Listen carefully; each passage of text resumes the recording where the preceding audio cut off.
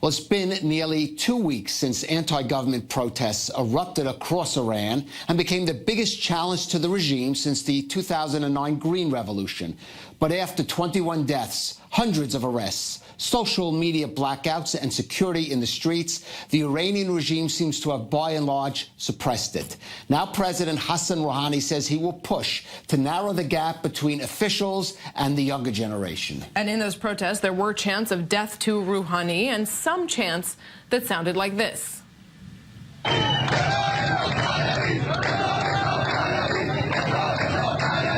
Chanting Pahlavi, referring to exiled Crown Prince of Iran, Reza Pahlavi, the eldest son of the late Shah.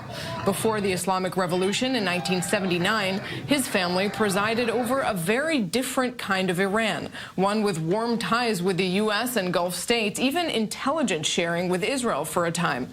Pahlavi has lived in exile for nearly 4 decades and joined us earlier from our studios in Washington. Mr. Reza Pahlavi, thank you very much for being with us right here on The Rundown. Hello, Nurit. Good to be with you again. So I want to ask you, obviously, about these protests. The regime has gone to great lengths to suppress these protests, and we seem to see in Iran headline-grabbing demonstrations about every decade or so. Why do you think that they continue to fail to bring about real change? For the simple nature of the regime. We look at them as an occupying force that has taken our country hostage and is trying to export an ideology only in the interest of the regime's survival, with no care whatsoever for the people and their plight. And as you can see, people today are at the point of being completely fed up with the system and are now questioning the reason for its still being in position of power in its totality. It's no longer a question of elections. It's no longer a question of reform. It's a question of putting an end to this regime. So how do you create change in a regime that's not actually accountable to its people in the first place?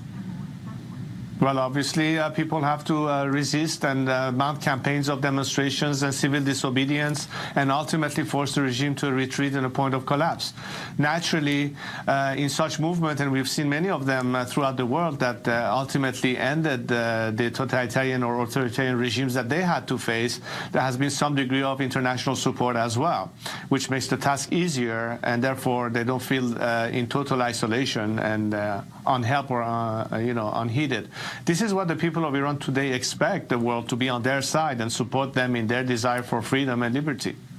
Mr. Pahlavi, we've seen footage of some of the protesters calling out your name, chanting out for you. What is your message specifically for those demonstrators? Well, it's very important to realize that today's generation of young Iranians have done their due diligence and in-depth research of why is it that the country today is in this shape. They have heard it from their parents, that I even heard it from revolutionaries, many of whom feel sorry about the fact that they did in fact participate in a revolution back in 1979. And today's youth remember where the country was headed, what my grandfather did, what my father did for our country's progress, modernization, secularization, and what have you. So there's a value in terms of the path our country was taking at the time before the revolution, and we should be today South Korea as opposed to North Korea. And all of the opportunities that the youth seek today, freedom, liberty, opportunity to find jobs, to work, to make a living, to not be in such dire economic situation, is all pending upon a serious change of the political system that we have in the country. They are revolting against it. They agree with the message that I've been giving them all along, that we need to have a secular parliamentary democracy. And Iran is today a country that has survived 40 years of theocratic dictatorship. The last time it was seen was during the Inquisition in Europe, in the medieval times. Today we have an Islamic Inquisition going on in Iran, and people understand why it is that we cannot have true freedom and democracy as long as there's a religious ideology ruling. We need a secular system where there's a clear separation of religion from state, and that's the only time Iran will be able to be back on the path of freedom and progress. In exile, Reza Pahlavi, who said no real change can happen in Iran until there's an end to theocratic dictatorship and a move to democracy. Here's more from him on that. In the past, one of the ways you have said that that should be done is through Western backing. I'm curious now that we are nearly a year into the Trump administration, and we've seen just over the course of the last week and a half or so how President Trump has reacted, namely via Twitter with scathing attacks on the regime. What do you think of how he has dealt with this round of protests? I think that the general support so far demonstrated by the Trump administration has been received positively by my compatriots. However, I think that as we look at the practical steps to be taken to actually be of help to a nation, there are more steps that can be taken. As you know, communication is vital for people to be able to organize themselves. As you know, the regime has tried, as always, to try to repress information, to censor communication, to slow down the internet, to create all sorts of filters so people cannot connect to platforms such as Instagram or Telegram and what have you.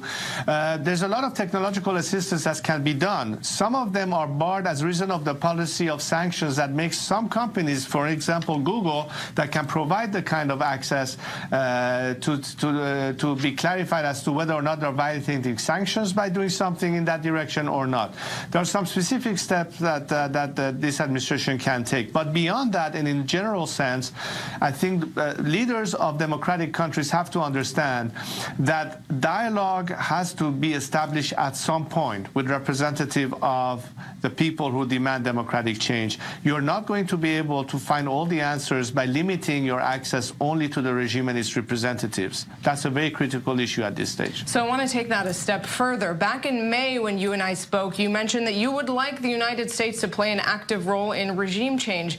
Do you still stand by that? And if so, what would you like to see happen? I don't think any foreign government should advocate a policy of regime change. But if they take the position that we support the Iranian people in their desire for freedom to be at their hand determining the future that they deserve, it's basically supporting a democratic call of another nation as democracies. And therefore, the process itself will lead to a change of regime. But that's the decision that the Iranian people want to make and are making. But they want the world to take a position. Are you going to be with us this time? Are you going to still throw us under the bus and continue maintaining the status quo by talking only to this regime? If this process changes, the paradigm will change, and it will lead to regime change, not as a result of the foreign policy of a foreign government, but as a result of the people on the streets ultimately reaching what they are demanding with the support and backing of the international community, particularly democracies. Mr. Pahlavi, I don't know if you've seen it, but there was a harsh personal attack against you put on social media, I believe by the Iranian ambassador to the UK. Do you think the regime in Tehran perhaps is starting to see you as something of a threat, and are you concerned about that? Well, of course, you know, it's not the first time the regime will react to anyone they consider as a threat. And of course, I think that by virtue of the fact that in the last few days the specific focus has been on me, certainly the threat level is elevated. But that's part of in the nature of what we are doing. You know, it's a struggle that involves taking all the risks necessary to be able to be of help. And I've always, the story of my life has been to be a very visible target for the regime, and you know that's part of what we need to do to save our country. I'm prepared to sacrifice my life if necessary, but at the same time I'm prudent, at the same time I'm smart about this, and I think a lot of Iranians are also smart about that, and we are not going to be impeded or in any form or shape intimidated by the regime's attacks or threats. And in fact, the more they do that, the more it invigorates us to stand up and fight until we finally succeed and claim our country back. Before we let you go, I want to broaden the picture for a minute, because besides Iran trying to suppress those protests over the last week and a half, there is, of course, the nuclear deal. Iran just today warning the international community that President Trump could back out from the nuclear deal altogether. The next deadline is this week on January 11th. Do you think that the Trump's administration's approach so far, a hard line against Iran, decertifying the deal, has emboldened hardliners in Iran or done the opposite? Look, I think everybody has to understand that the nuclear issue is just one aspect of the overall picture as it relates to the Iranian regime. I believe that today, if you're talking about whether or not this would lead to further sanctions, it should not revolve around simply the nuclear deal. It has to revolve also for the violation of human rights. It has to also involve the fact that this regime has systematically wanted to interfere in affairs of other countries, from Syria to Yemen, etc. It is not just the nuclear issue that should be subject to any consideration of further sanctions or what. It's the overall behavior and attitude that this regime has on that scale as well. And therefore, I think that this should not be only limited to the subject. Very briefly, should he withdraw altogether from the nuclear deal? My position was, at the time the deal was proposed, that it's better to have a deal than no deal whatsoever, not to escalate this thing to a military confrontation, which to me has always been a lose-lose proposition. On the other hand, the criticism we had about that deal was because there was no guarantee that if any funds are released, first of all, what is going to end up serving. And as we always imagine to be the case, the regime is not going to spend it on the betterment of lives of the Iranian people. It's going to spend it and continue its proxy wars, whether it's in Syria or backing Hezbollah or everything else that it's traditionally been doing. And the net result is that the regime has had some respite, given the harsh economic situation that Iran is facing, by having access to more money that they obtained over the last few months, that have utilized towards their own sustenance, as opposed to affecting betterment of the situation for the Iranian people. So net-net, I don't know what is the final benefit that this deal is going to provide in terms of it being in the interest of the people of Iran, or for that matter, the rest of the world. At some point, we need to figure that as long as this regime is in Iran, none of the problems we are facing are going to disappear. And once this regime is gone, all of these major problems will disappear overnight, whether it's terrorism, whether it's radicalism, whether it's the nuclear threat. All of these will disappear once this regime is gone.